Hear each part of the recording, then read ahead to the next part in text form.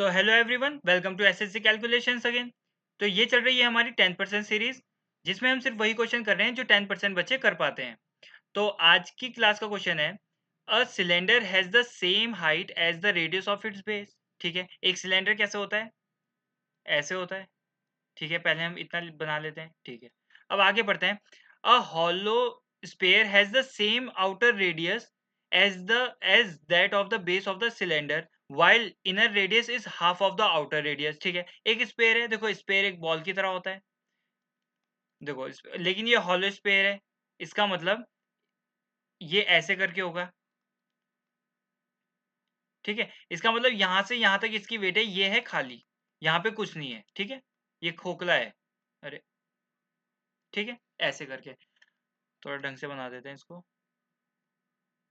ठीक है, तो मान के चलो, अब ये मान के चलो कि ये जो पूरा रेडियस है ना, अगर हम इसको मान ले यहाँ से पूरा रेडियस अगर 2r है, तो इसका मतलब यहाँ से यहाँ तक r हो जाएगा और यहाँ से यहाँ तक r हो जाएगा, क्योंकि उन्होंने बोला है जो आउटर रेडियस है ना, आउटर रेडियस यहाँ से यहाँ तक है, इसका आधा इनर रेडियस है, तो ये 2r हो जाएगा, तो ये r हो जाएगा। अब ये पूरा पूरा 2r हो जाएगा, तो ये दोनों r हो जाएंगे। इतना तो आप समझ गए होंगे। ठीक है, अब निकालना क्या है? Find the ratio of the volume of the cylinder to the hollow sphere. ठीक है, वॉल्यूम निकालना है। अब देखो, पहले हमें इसका लाइन पढ़ते हैं। स्टार्टिंग में क्या बोला था? इन्होंने बोला था कि cylinder has the same height as the radius. इन दोनों की हाइट और रेडियस इसका सेम है, लेकिन हॉलो स्पेयर का जितना रेडियस है ना, आउटर रेडियस है, उतना ही इसका भी रेडियस है। इतना ये लिखा हुआ है ना, सेम आउटर रेडियस बेस का। तो इसका 2r कर देंगे, आउटर रेडियस इसका 2r था, ये यहाँ से यहाँ तक 2r था ना, तो ये 2r है, तो इसकी तो हाइट भी सेम है, तो ये भी 2r हो जाएगा। ठीक है, अब हमें निकालना क्या है? Volume of cylinder divided by volume of hollow sphere. ठीक है, अब वॉल्यूम ऑफ सिलेंडर क्या होता है हमें पता है, पाई आर स्क्वायर, इसका स्क्वायर, ये रेडियस है। अब तो 2r का स्क्वायर मतलब 2 बार 2r लिख देते हैं, 2r स्क्वायर ये होता है।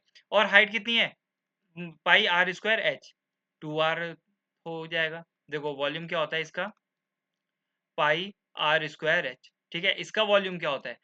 लेकिन इसका वॉल्यूम होता है 4/3। ये हॉलो स्पेयर है, तो इसका वॉल्यूम हमें पता होना चाहिए, 4/3 pi R square minus R square. अब ये दो आर क्या है? ये जो बड़ा वाला आर है, ये बाहर का रेडियस है, जो 2r है हमारा, है ना, आउटर रेडियस, और छोटा वाला आर इनर रेडियस है, जो ये वाला है ना।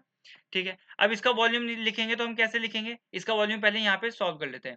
देखो 4/3 पाई, बड़ा वाला रेडियस कितना है? 2r है, पूरा का पूरा यहाँ से यहाँ तक, है ना, ये 2r लिखा हुआ है, तो 2r का, सॉरी 2r क्यूब होगा यहाँ पे, सॉरी हाँ, 2r क्यूब होगा यहाँ पे। तो इसका क्यूब करेंगे हम, तो टू टू देखो, 2 का क्यूब कितना होता है? 8, r का क्यूब कितना है? r क्यूब, तो ये 8 क्यूब हो जाएगा, 8 r क्यूब हो जाएगा। माइनस इस वाले का क्यूब करेंगे तो ये तो सिर्फ r ही है, तो r का क्यूब आ जाएगा यहाँ पे, है ना।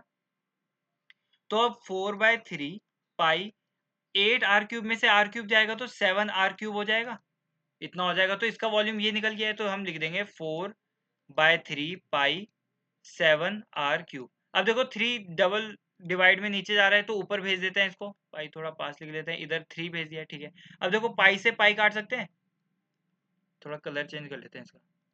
देखो पाई से पाई काट दिया हमने।